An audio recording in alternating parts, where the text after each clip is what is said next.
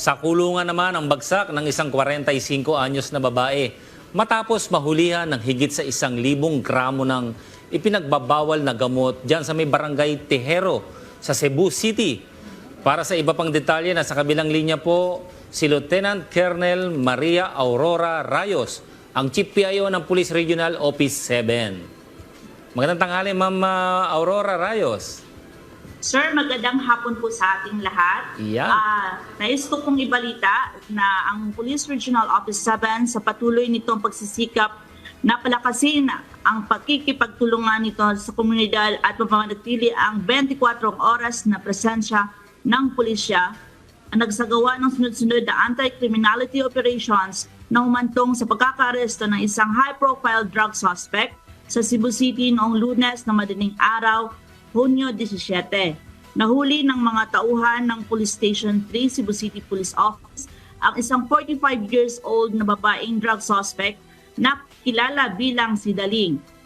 Sa sitio Front Bliss, Barangay Tejero, Cebu City, alas 2:45 ng umaga.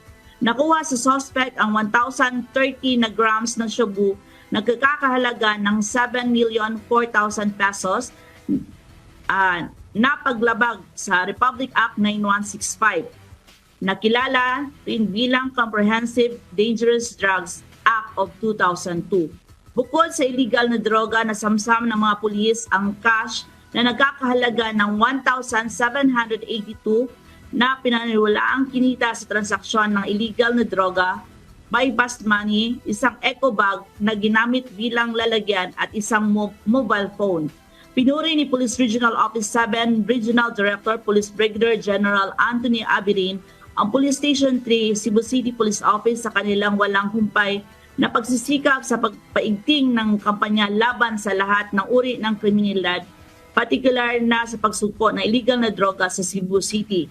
Iniugnay ang ating butihing Regional Director ang tagumpay na ito sa impactful at highly analytical crime prevention strategies ayon sa gabay sa video program ni SILG Attorney Benjamin Abalos Jr. at Chief PNP. Congratulations!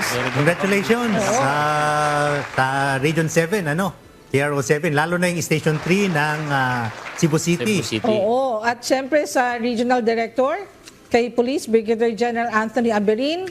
Siyempre, bias ako. Napakagaling na regional director. Kaklase ni General Ryan De Leon.